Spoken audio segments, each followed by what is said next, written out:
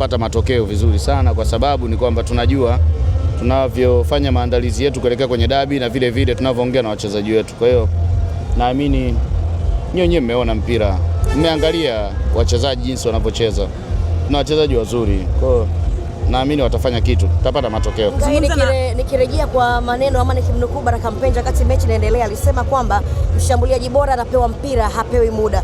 Leo tumemshuhudia Shalulile akifunga goli kwenye tamasha kubwa la Young Africans. Hebu tupe neno kidogo kuhusiana na Shalulile. Mshambuliaji mkubwa, ni mshambuliaji ambaye anastahili kucheza Young African. Ni mshambuliaji ambaye ameshapata kila kitu kwenye michuano ya Afrika.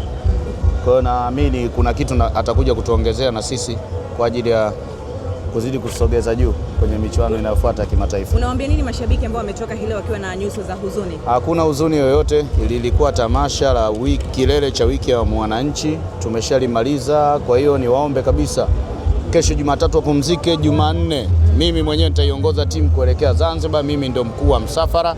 Tukutane Zanzibar kwa ajili ya mechi ya dabi ya ngao ya jamii. Wewe ndio mkuu? Mimi ndio mkuu wa msafara kuelekea dabi ya Zanzibar. Kwa nini imekwaje? Mimi ni Yanga.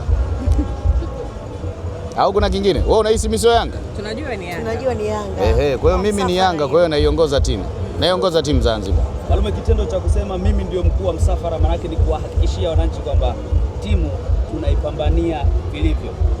Ya viongozi wote tuliochaguliwa kwenye klabu hii kubwa kabisa Tanzania na ukanda huu wa Afrika Mashariki na Kati, kazi yetu kubwa ni kuipambania timu. Kwa hiyo hilo sio tatizo, lisikutie hofu kijana wangu kwamba mimi kuwa mkuu wa msafara kule Zanzibar. Nikuhakikishie tu mimi naiongoza timu kama ilivyo utamaduni, taratibu za klabu yetu. Ni lazima mjumbe wa kamati ya utendaji mmoja wapo lazima iongoze timu kwenye mechi kubwa. Sawa, kwenye mechi ya nje. Hii ni mechi ya nje kwa sababu hatuchezi Dar es Salaam. Kwa hiyo mimi niombe wananchi tukutane Zanzibar. Zanzibar tapata matokeo, wasio na wasiwasi. Pengine labda unaweza ukatubia siri, kwa maana kikao cha mwisho ama mazungumzo ya mwisho na Ali Kamwe alisema kwamba mchezaji namba 6 ataingia hii leo akiwa na uzi mweusi, lakini mpaka tamasha limeisha hatujamshuhudia mchezaji huyo.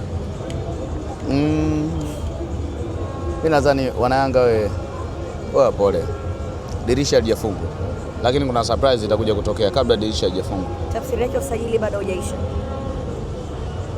Naamini kuna tukio litatokea kabla dirisha halijafungwa, na litakuwa tukio kubwa. Ni baada ya dabi au kabla ya dabi? Naamini kabla dirisha halijafungwa kuna tukio litatokea na litakuwa tukio kubwa. Nchi itasimama?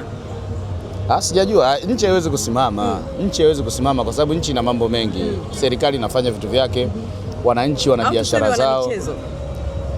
Itakuwa history, yani itakuwa story kwa wanamichezo Tanzania. Asante sana ndugu zangu.